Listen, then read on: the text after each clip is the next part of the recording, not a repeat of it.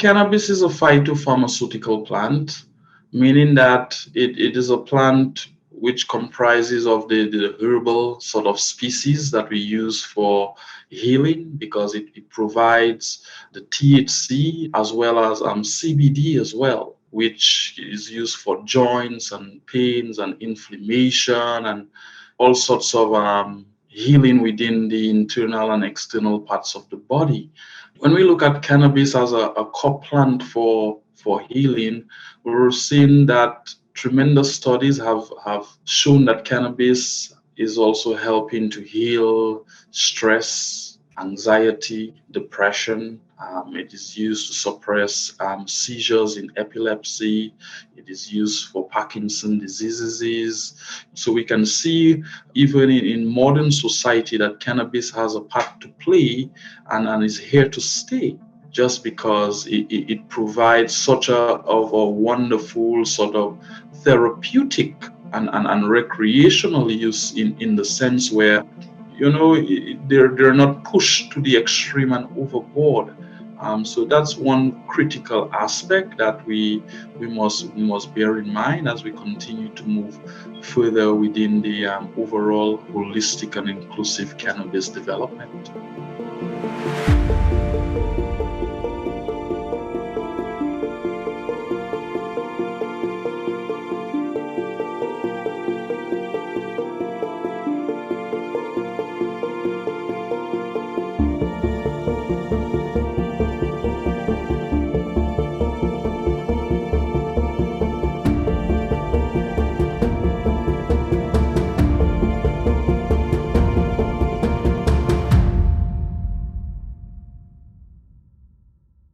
Hi, everyone. Welcome to another episode of the Psychedelic Conversations. Today we have Brendon Roberts in the house. Welcome, Brendon. Hi, nice to meet you, Susan. Thanks for having me on the show today. It's a pleasure. And actually, it makes you a special guest. I tell you why. I think you will be the first one educating and talking to us about cannabis, plant medicine. So that's really unique and important. And this is a very special episode for me personally as well. This is the first time I'm sitting down with an expert in the field. So really a pleasure on our side. Just to give a context to our listeners, I want to say a few things about you and your background. You are a cannabis horticulture development specialist, uh, phytopharmaceutical, meaning controlled plant medicines and substances expert, with a emphasis in plant agriculture development from the University of Guelph. Thank you and welcome. Thank you, Susan. It's a pleasure being here with you today and to continue the dialogue and discussion for cannabis development. Not only here in parts of North America, but in the UK where you now reside, and extend the conversation to the global village. Absolutely. Before we begin, would you mind talking to us about what brings you to the space in the work that you do? Well, as you can see, Rastafarianism, in terms of I grew up in a Rastafarianism culture. Around my head, it's a dreadlocks crown, and being part of the Rastafarianism movement, always hold cannabis dearly to our societies. It's called a blessed sacrament. So it's something that was used daily or that is being used daily within our societies for spiritual healing and paying tribute to cannabis itself, a plant, the spiritual realm, and in terms of gathering a lot of experiences through my own local Caribbean community. I later on moved on into Canada and studied at the University of Guelph, which is also an agricultural institution. And it allowed me to further enhance and develop my core skills and competency in horticulture, agricultural production. I was also a former agricultural science teacher and horticulture production sort of specialist. And with that robust background, it allowed me to capitalize on the cannabis market across North America, in particular Canada. I've worked in virtually every province from coast to coast within cannabis horticulture, cultivation, and development, so that in the legal market, taking all the core principles of horticulture to provide a premium product that can stand the test of time for the consumers, that is safe, that provides, the various medicinal and cannabinol profile for healing. And that's where I am today. In terms of bringing horticulture education and background far and wide within the Canadian society. That's so wonderful. Thank you so much for sharing this. I love what you said about your background. Having a robust background is kind of helping you being sort of more grounded and more visible, because I think we came across on LinkedIn and I saw your profile and it was incredible. You had a very large audience and very engaging.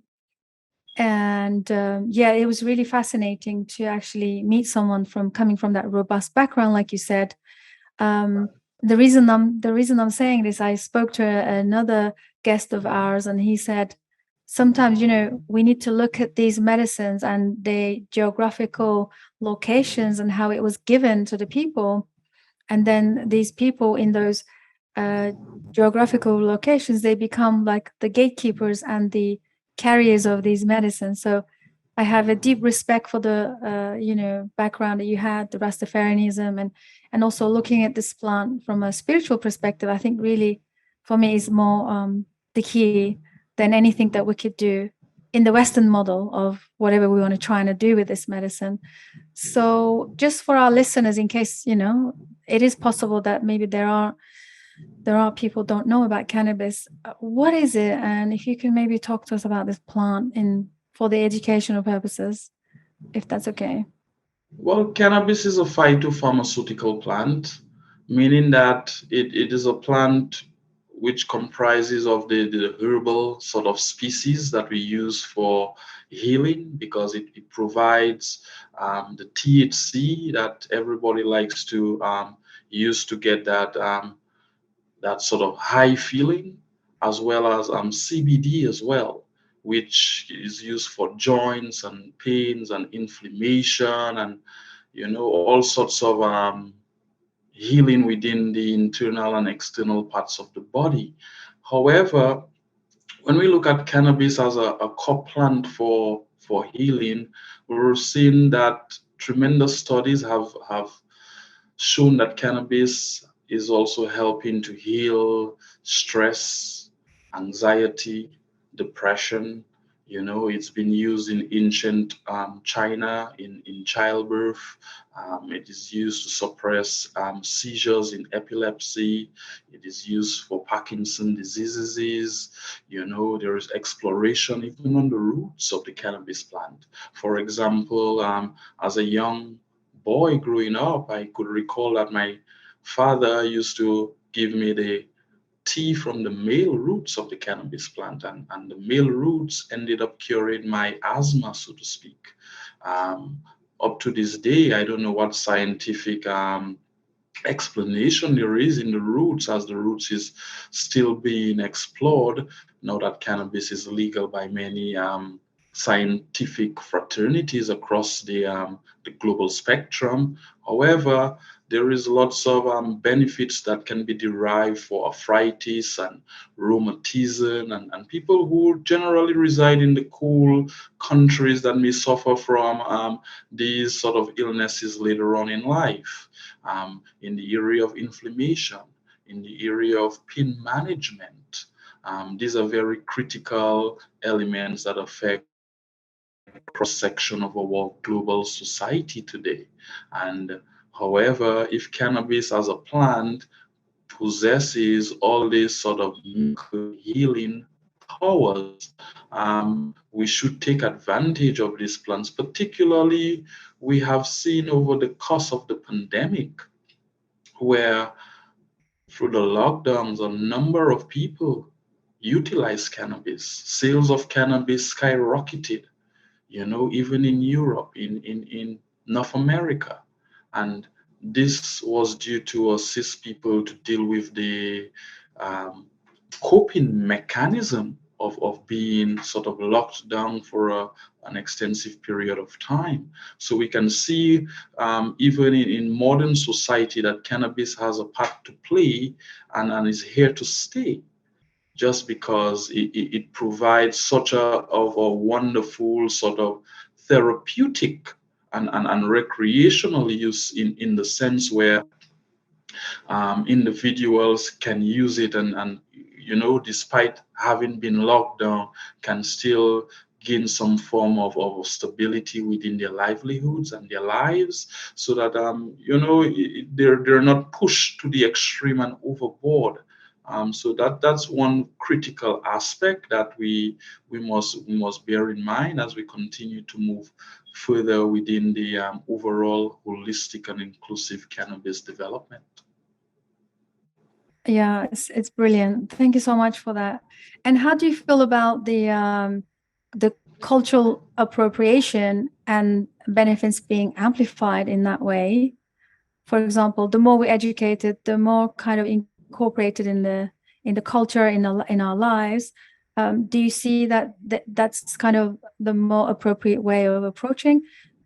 Because since the legal landscape, I can just imagine how difficult this has been for decades, because I don't have use of this medicine. I've never had experience with this medicine, but of course I come from UK, coming from London, very hustle bustle city, that I know it has a very, very strong stigma around it due to the legal landscape. So there's a lot to be said here, but I don't know how you would like to take it. Well, as you clearly pointed out, and in respect to the different regions and where cannabis were developed and has been used for many centuries, one of the things that I normally advocate for is cannabis sovereignty. And it simply means the right to respect its sovereign sort of society or destination, with their rights and respect in their way that they proceed in cannabis development. However, that's not always the case with the broader spectrum of legalization, because cannabis is under the Controlled Drugs and Substance Act of many jurisdictions around the world. So therefore, we ought to follow the law where cannabis is sort of schedule at the moment, and the legislation that governs its sort of legalization in modern markets today. However, we have seen in recent times that it has shown that even with the regulation versus how cannabis was sort of procured within historical settings, there is sort of a sort of, I would say, disalignment. It's not in sync with each other. Therefore, we still see the black market or the gray market continue to thrive, continue to provide even higher quality products and more premium products as compared to the legal market and the regulations. And we normally treat it as within our makeup within the food science industry, and using all of the core principles to align with what we have been taught with good manufacturing practices, good production practices, good documentation practices. However, when that is compared in terms of how it is procured in the historical setting to modern day times, we have noticed that the quality is not on par. And for example, even here in Canada, every year we normally dispose of billions of grams of cannabis destroyed annually, because it's not getting sold. The quality is of a poor standard. Consumers are not indulging in it in a way that it causes sales to skyrocket. And I mean, there are other factors that comes into play. In Canada, we have a very small population, just inching close to about 40 million. And so it doesn't provide enough in terms of demand from the local market to continue with the oversupply that is coming from the domestic market.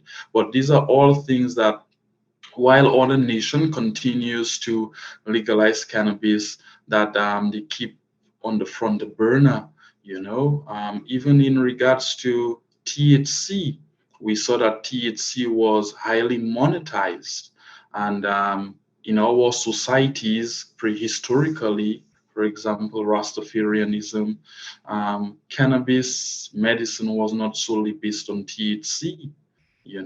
There is way more to the plant just on isolating one cannabinoid, and provides various healing in different areas. For example, there are lots of terpene profiles that can be found in cannabis that we have found in nutmeg, spice, rosemary, lavender, you name it, spruce trees, pine trees. So a lot of these terpene extracts pretty much can be used to further help suppress a lot of the anxiety, a lot of the stress. If you know that we normally use a lot of these oils in diffusers at home to help create a nice ambience and provide some form of calmness. A lot of these essential oils are found in cannabis, which is highly remarkable. However, this medicinal aspect is not taken into consideration at the highest regard in the healing in opposed to the healing market. However, we have seen THC has come into play much more than these other compounds. Although we must mention that science professionals, PhDs, and experts have pointed out in numerous research that more of the plant has to be comprehensively looked at rather just isolating one sole cannabinoid. Yeah, yeah, I hear you. I'm always fascinated about learning more about this medicine plant. The fact that it has all these compounds and various, like almost like it feels like unlimited, infinite, like the what it can provide and what it carries from the root to the leaves and in between everything. It's just so powerful, right?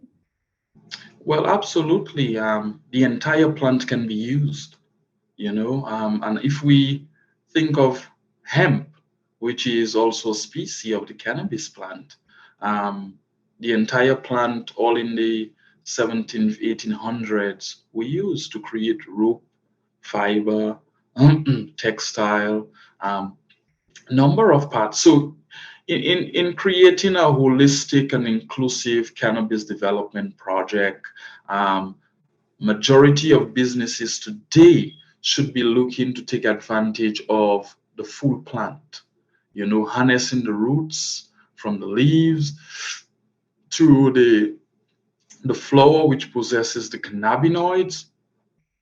Every single aspect can provide some medicinal and economic benefit for our global populace today, so that it should not be isolated where just certain aspects of the plant is being monetized and certain aspects are being disregarded. We should definitely look at, stripping the plant to its full nature and making use of the wholesome nature that it provides to humanity. Probably might end up providing more profit margin for businesses. For example, I had one of my roommates from the University of Guelph who have been transforming the cannabis roots into tea bags to provide tea for people. His name is Michael Dinado, and it's a wonderful initiative because it helps with the overwhelming situation of not only using the flower, but also using the part that grows below ground to create a byproduct out of it that can also assist and help humanity. So somebody suffering, for example, from inflammation, the tea might be a good option. Somebody probably suffering from different pain remedies, even using the tea may also assist in those regards. And Michael, my former roommate, started this project because his dog was suffering from inflammation. And he used his laboratory to create um, in terms of extracts and the oil from cannabis to be able to provide medicine for his animal, which it was his dog Tori at the time, so that he could see an improvement in the way that his animal, his beloved animal, recovered slowly and not having to see the agonizing pain that his dog had to go through. So it's not only humans, but other species of mammals and animals do benefit from the groundbreaking science research that cannabis has to offer. Yeah, that's so wonderful. It's a great initiative. I'm not sure if you heard of this documentary. It was actually filmed in Canada, I believe. Dosed, The Trip of a Lifetime. It featured a lady, Lori. So she was diagnosed with stage 4 colon cancer. And she was, repeatedly having surgeries, operations, and then I think it was just coincidence or not coincidence. A therapist said, "Would you try a psychedelic medicine for your cancer?" And she started with mushrooms, and then kind of the tumor kind of shrunk, but then it came back again aggressively. And this time they hired this guy who was able to make her THC oil, pure THC oil, with the cannabis. And he asked her to take 1 gram a day for extended period for like months. And she did. Now she's cancer free. So those kind of documentaries are now coming into mainstream. Of course, living in a Western model life with this such a stress and people don't have time. I know Lori was kind of lucky to have a family to support her through this, taking the medicine. And because when you take 1 gram, I believe what it does. You just puts you to sleep. And now, how do we bring this to the Western model? Because a lot of the people I know in the West, they're going to be highly interested. This documentary already is kind of causing waves in the mainstream. And so there is that as well. A lot of people know this medicine for cancer treatment, for example. Absolutely. And thank you for bringing out this story. It's one of the formidable stories out there in our modern era that helps us to bring out the awareness of cannabis. And I normally tell people there are fundamental core pillars that help us to bring out the awareness component and diverse perspectives that the plant has to offer. And number one, I normally say that participatory development. This is at the pinnacle of the list, just because it takes us, the ordinary citizens, to get involved, to understand and learn about the properties, and to see how we can incorporate it and adopt different uses of it in our daily lifestyle. As you notice, cannabis can be consumed via smoking, via the oil, edibles, and what have you not. Different individuals have different cannabinoid system and may respond differently. Number two, for cannabis development, we're looking at women in cannabis development and women and cannabis development. Women as a whole are a very critical part in growing and developing both the psychedelic and cannabis space. In ancient, even China, and it was used for childbirth as well, to help subsides in terms of pain management. So women continues to play a critical component with quality assurance in the field of chief science officers and helping to steer the plant in the proper direction. We also have, when I look at number three, we're looking at um, gender inclusivity, having both genders involved, where both male and female can play their role. Because in working throughout the country in cannabis, a lot of women has been, communicating to me, Brendon, it's, the industry is like a boys club, and, they're not getting any executive roles within corporate structures.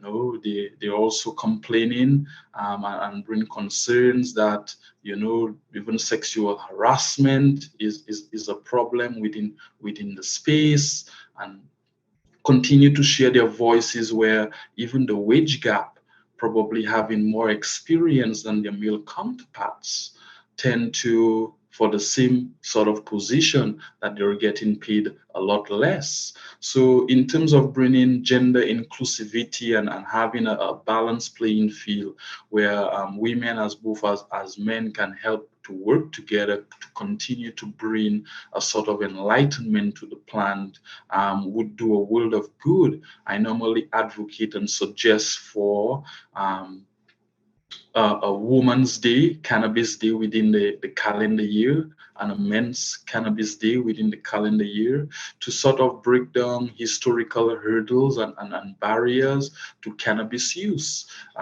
Women are still stigmatized for utilizing cannabis, even though we have seen growing data that women normally, on average, may even end up consuming right now more than their male counterparts.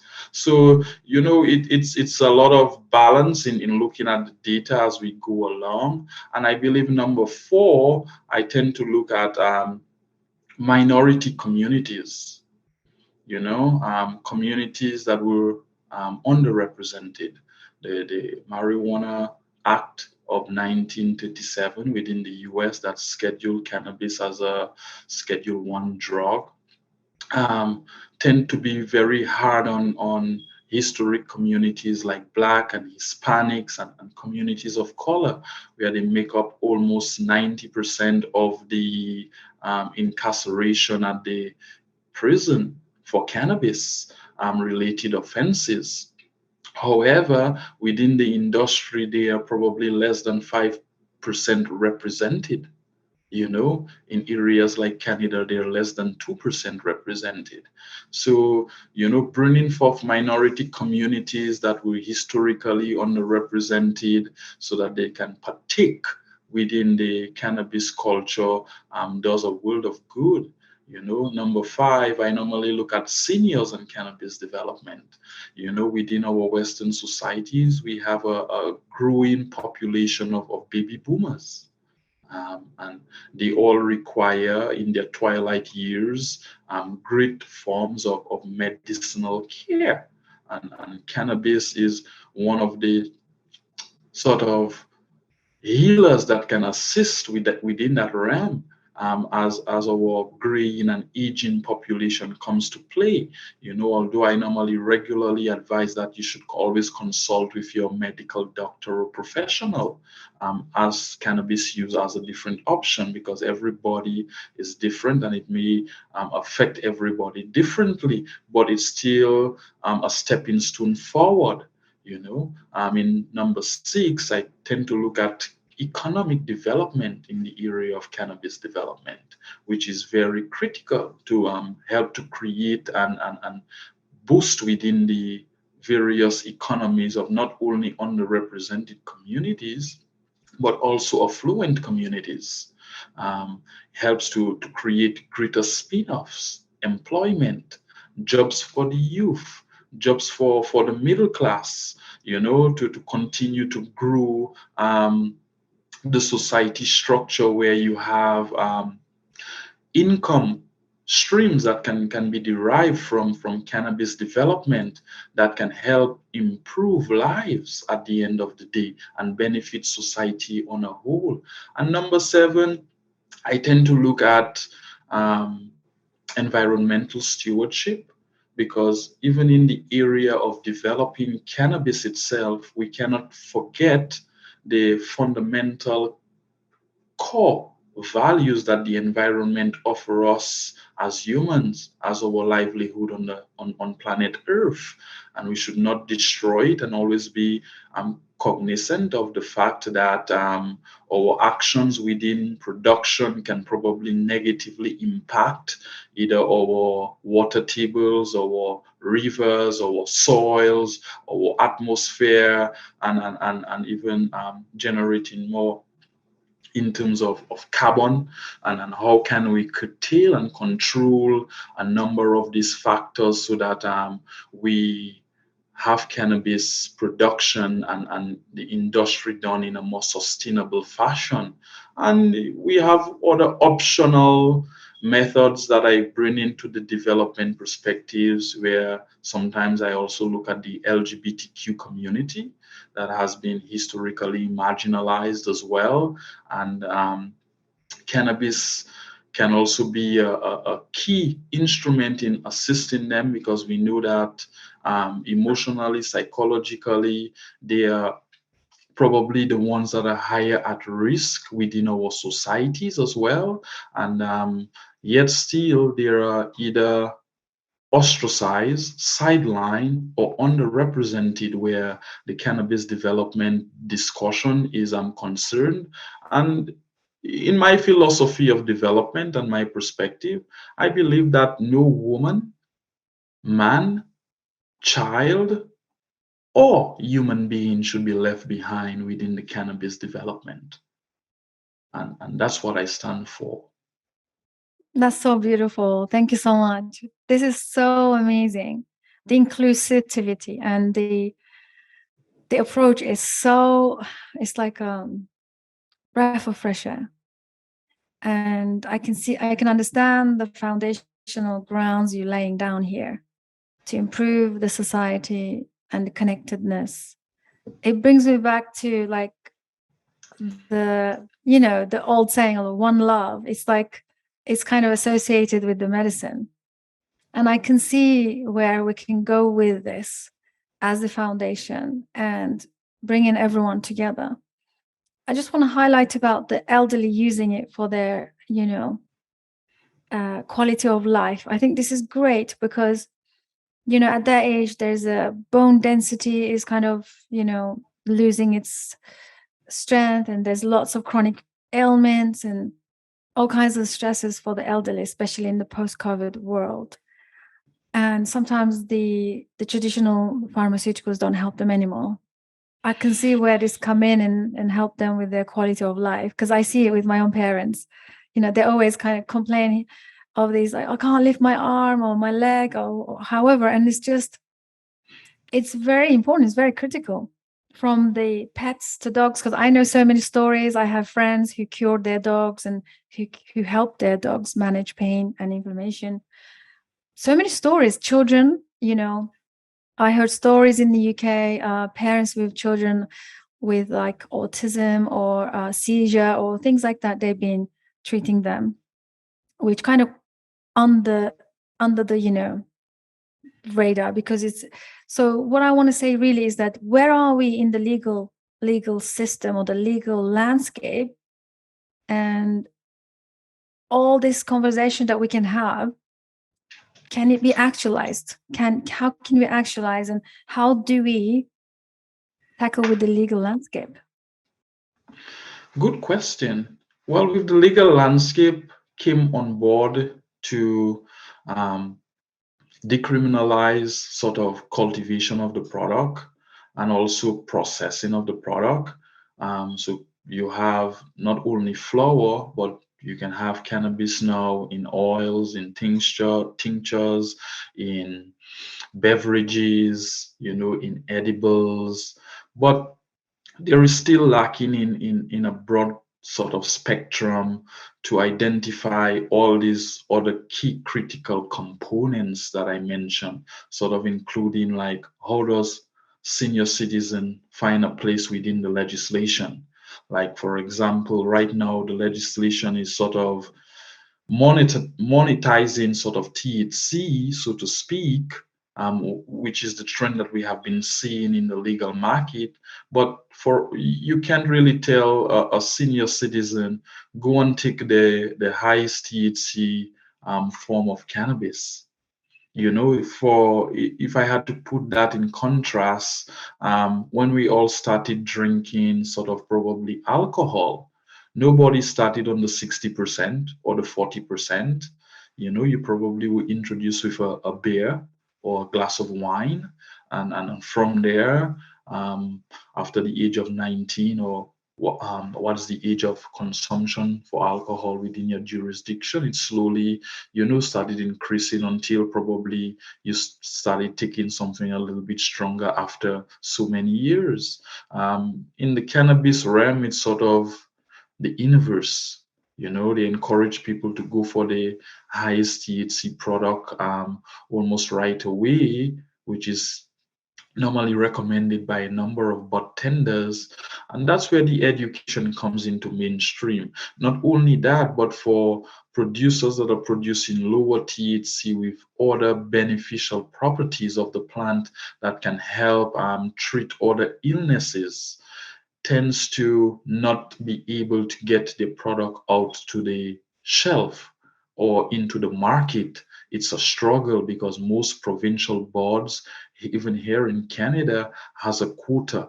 They would want you to produce a certain amount of THC in order to be able to take the product. So in the broader sense, you are sort of castigating and leaving out a broad spectrum of medicinal properties that may show up in different aspects of the plant that could be used for people who are just starting or who are just curious about cannabis, you know, beginners, new patients, new individuals, and how do you ease them into cannabis consumption rather than creating an experience where, you know, they go for the highest THC and they almost become almost paranoid with themselves, and it's not so positive, and then they may not want to indulge in further consumption because they did not like how it made them feel, because, you know, we are each unique individuals in our own endocrine system and makeup, and,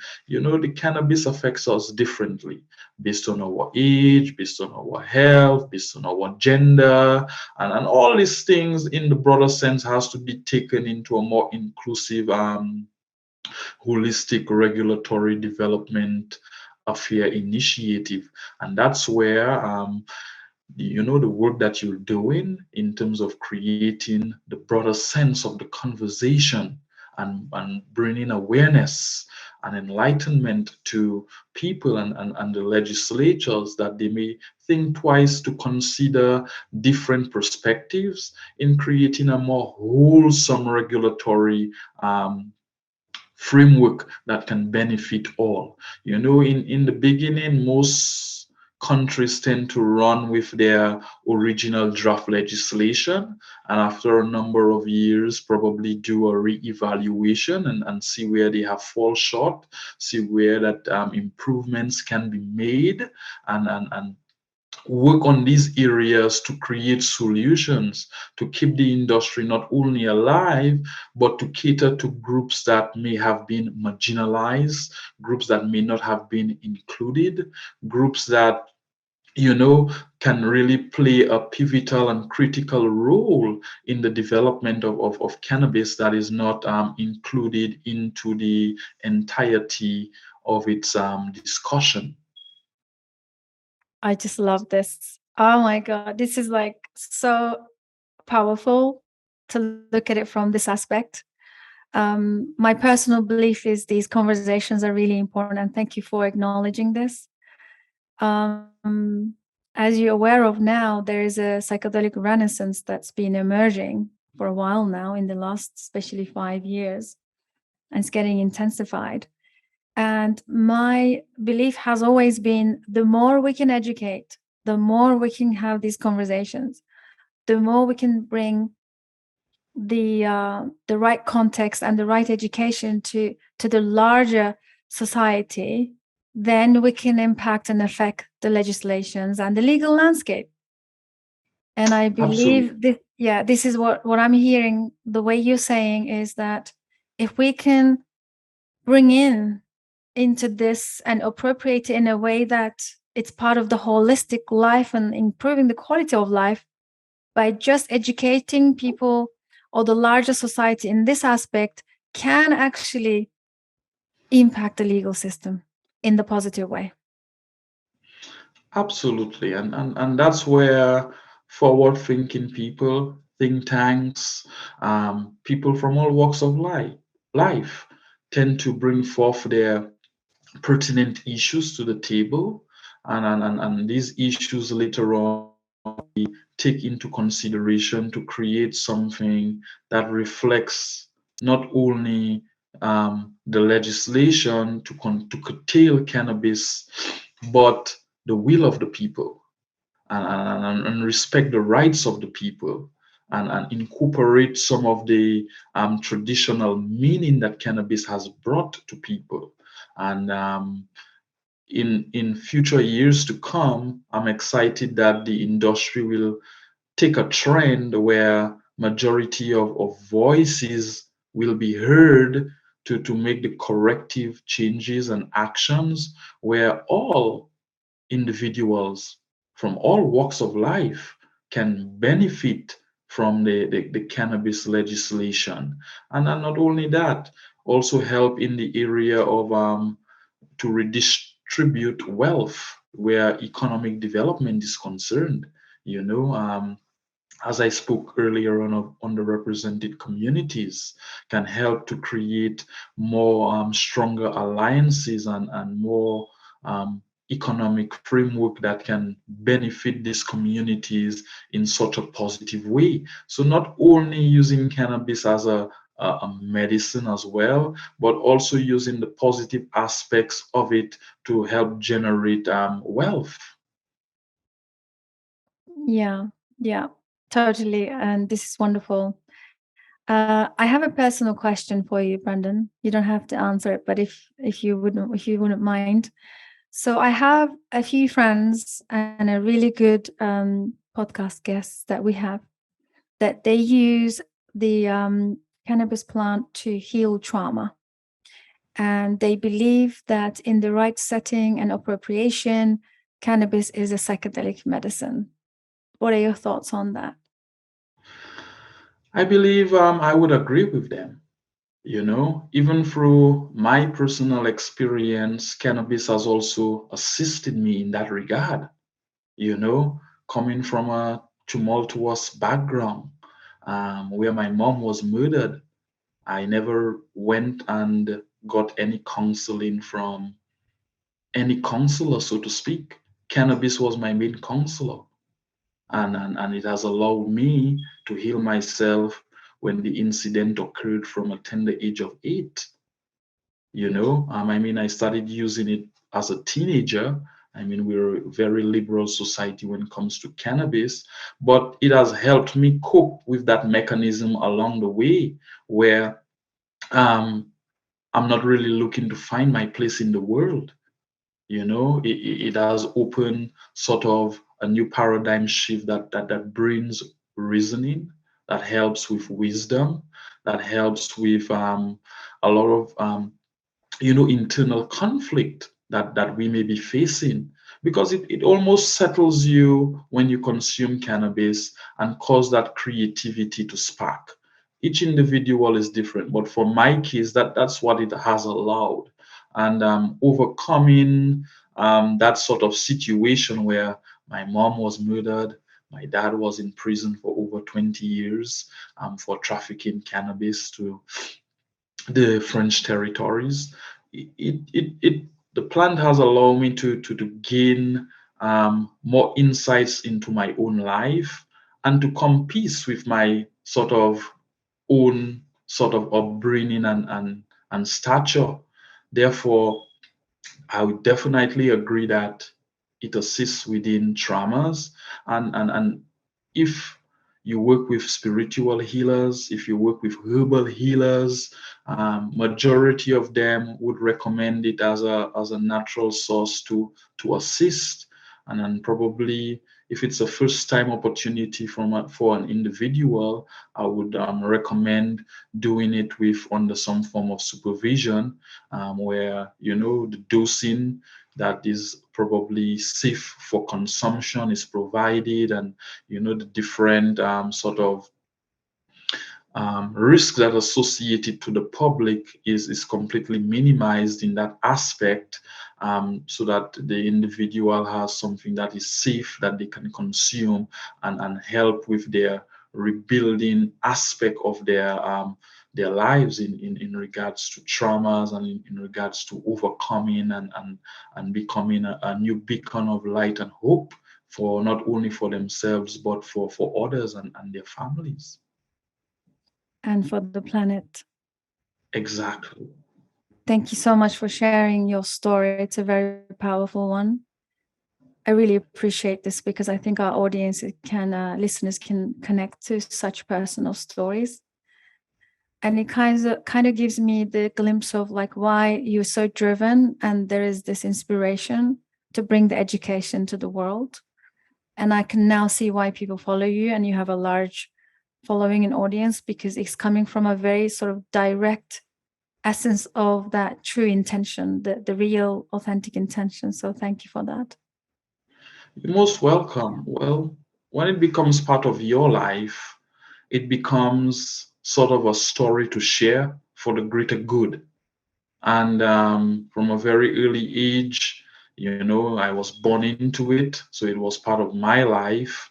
And when I look into the growing market today, my primary objective was that how can I make a difference within the globalized community in bringing out my message that can help touch others, that can help assist others, and then can help other businesses flourish from sharing my knowledge, from sharing my experiences, and from connecting with people from an authentic position.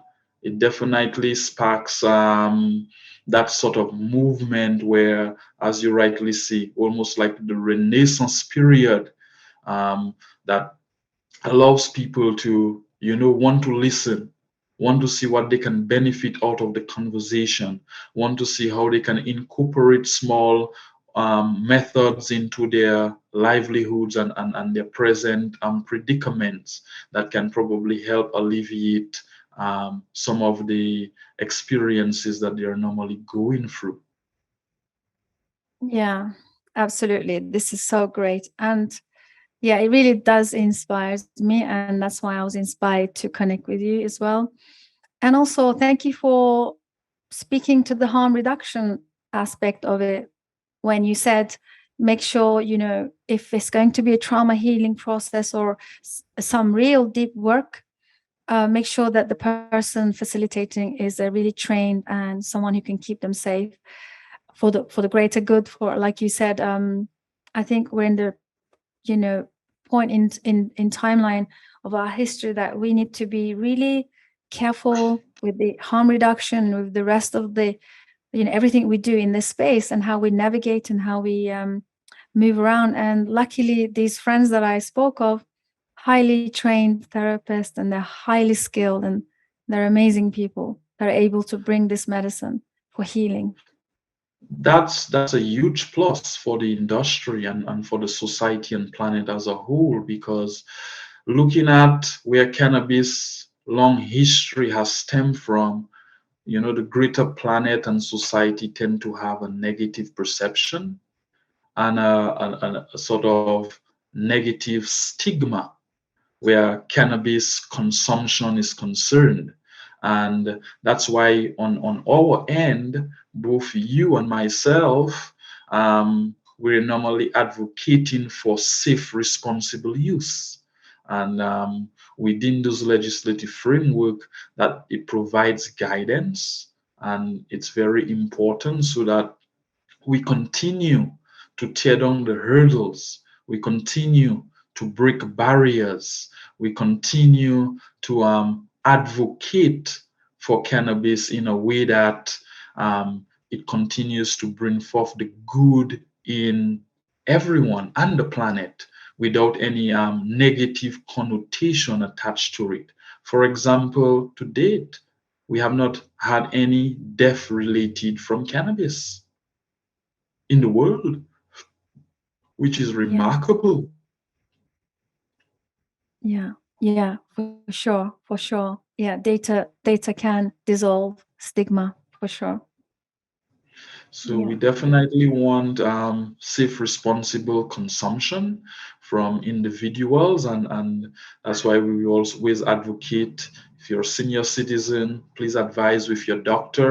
You can explore it with your doctor and see our medical professional and see where can it be inculcated or incorporated within your various makeup or regimented lifestyle. If you're a young individual and then you're seeking probably trauma healing, speak to your therapist, speak to your psychologist. Speak to your probably there are medical cannabis doctor professionals that are also there to assist in what path that can be taken, because with every individual, the age comes to play, the gender comes into play, dosing aspect comes into play, and there are many other variables and predisposing factors that has to be taken into consideration that allows an individual to go forth with the medicine in a safe but responsible manner where they can actually see the benefits of using cannabis treatment and therapy as something that assist. I can even remember as a late teenager into my early 20s, there are some times that I would have even taken breaks from consuming cannabis. Sometimes I would take a detox, get it out from my system for 6 months, and sometimes come back on after 6 months again. you know, um, as to provide that greater form of control. A lot of people tend to say, well, cannabis is addictive and stuff, but it all boils down to your mindset and what you're seeking out from the plant.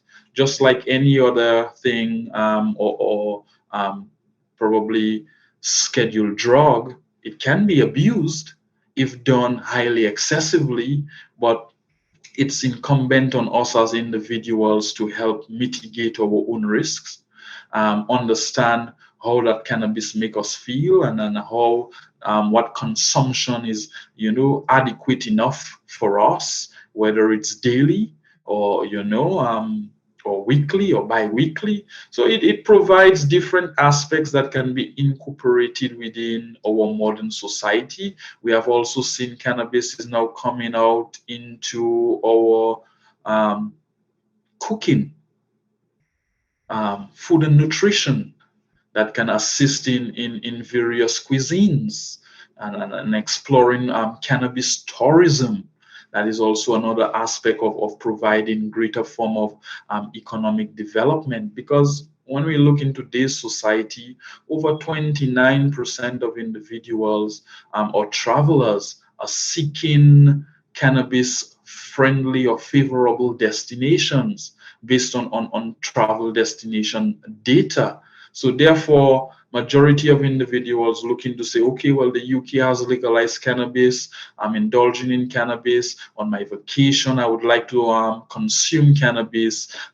Let me go to a friendly nation that has favorable laws for the consumption of cannabis. So while I am on vacation, I can consume cannabis without the risk of being arrested, or without the risk of being imprisoned, or without the risk of any harm coming to myself, or to other individuals around me. So this is a step forward for our planet.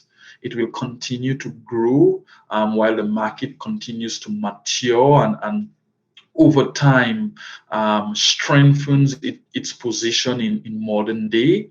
And yeah, it's great news for psychedelics and cannabis users and members that support and advocate for alternative medicine. Brilliant. Thank you so much for sharing your insights. Highly appreciate this. And also speaking to the other side of the use, which is the abuse and the addictiveness of it. I do have my own theories. A lot of people in the Western way of living, they are isolated, disconnected, and dissociated. And I think it can be easily used for perpetuating that and bypassing their problems, suppressing their problems most often than not.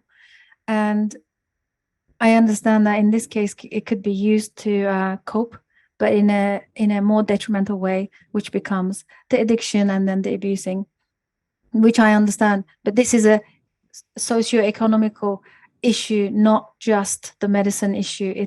This is a very much a society and the social issue and all of that, isn't it? Would you say? That's a fantastic point because it all ties into the pandemic that we saw recently, where a large majority of the Western society and the globe by extension was isolated through the lockdowns. And we saw through the legal market that cannabis consumption, particularly cannabis sales, has had risen exponentially, meaning that a lot of people use cannabis as a coping mechanism during the lockdowns. And I would imagine from all legal ages all the way to senior citizens that consumption was by far wide and large among these various segmented groups within the Western civilization. And it all ties down where, yes, now that we have the internet that is sort of modernized all over the globe, and we are more connected in that way through social media, but our social interaction or innate social creatures as human beings is to connect with each other.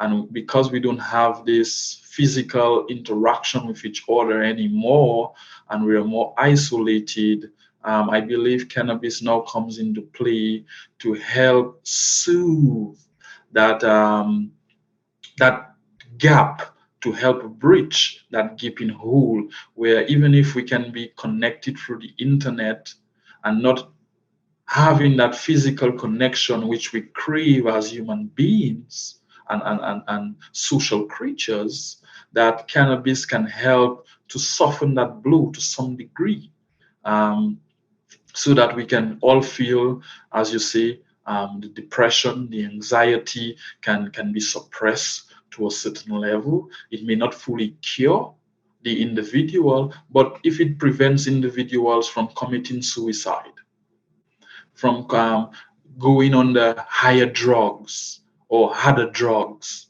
that cripples their life and by society becomes very detrimental.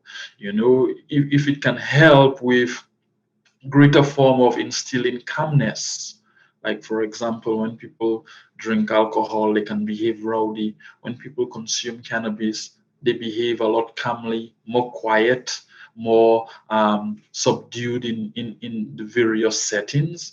But with all these positive benefits, we have to mention that areas of within the law and looking at different factors like impaired driving that can also affect our society if not managed properly.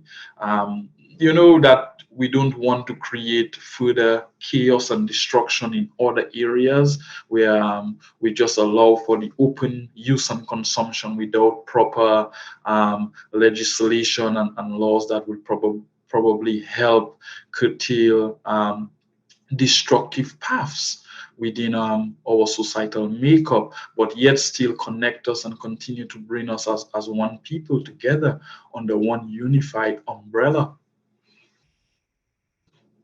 That's so wonderful.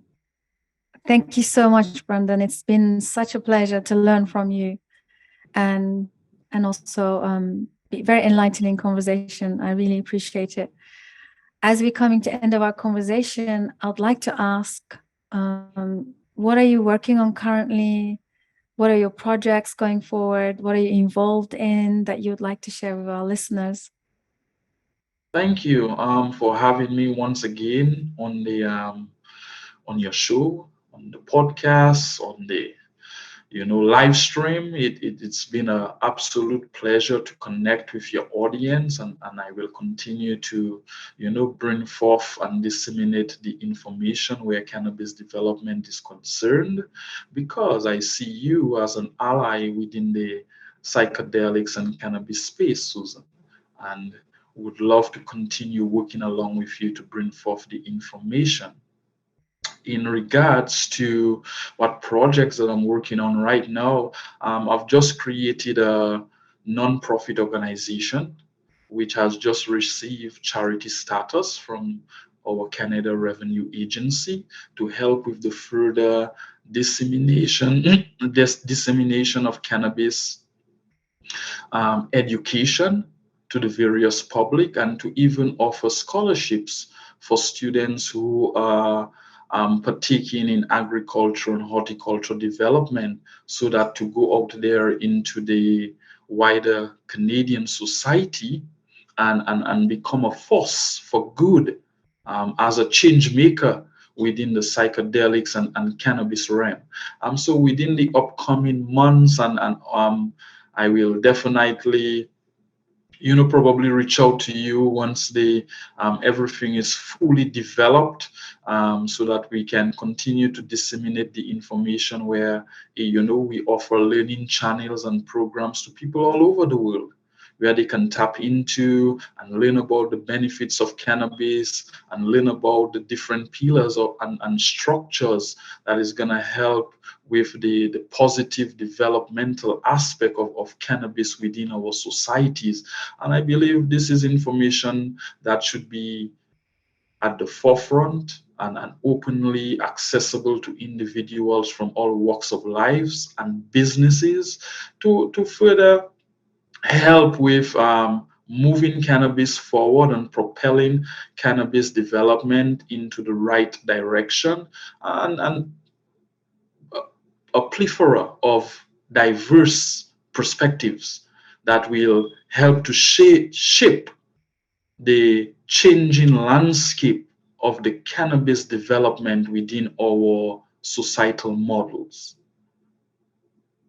I would love to be part of the education. I would love to open the space up for more of this education, because this is what we are passionately, feel the call. And that's one of the reasons why this podcast exists. Is the education is in the forefront. And I would love to see us. One of my favorite concepts is that let's create a lineage, a wisdom lineage across generations, across the globe, and we bring these medicines home in whatever way, shape, or form, or however they fit in every home. This is the intention. Lovely. Always the advocate who normally says that knowledge, wisdom, and education doesn't lie in one person's head, and it takes all of our ideas combined together all over the globe, and to sort of collectively circumnavigate in order to find solutions that are adversely affecting our industry, that can further broadly connect us together, and that can create consistent, positive, and quality outcomes. And that is the overarching story behind providing education and scholarships for students that can go out to become change makers in the area of plant medicine development. Absolutely. I couldn't agree more. And congratulations on becoming a organization who could provide this level of service and education. Thank you for that. You're most welcome, Susan. And as remaining as one of the foot soldiers with yourself, we will continue to march on and provide further liberation and freedom to cannabis and to the members of the society in which it serves. I love that. Of course, yeah, that's a beautiful intention. We would love to have you back as often as possible to continue following your projects and bring more education for sure. And with that, I'll say thank you for everything you're doing. It's a pleasure. You're most welcome, and thanks again for having me. And I hope that you enjoy a beautiful day out in the UK. And my best regards going out to you, your family, your listeners, your viewers, and everybody alike. Thank you. Thank you so much. Likewise. Thank you, everybody. Hope you guys enjoyed this conversation. Please do share. As always, I'm always asking you to share, comment, drop a message, get in touch with myself or Brendon. We'll add all of his links and contacts in the show notes. And I will see you guys on the next one. Bye for now. Thank you.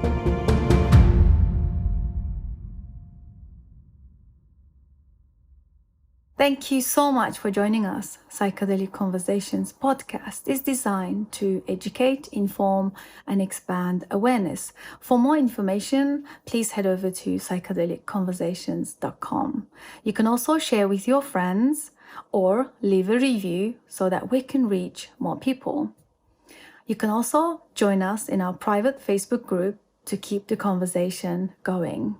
This show is for information purposes only, and it is not intended to provide mental health or medical advice. Thanks for listening.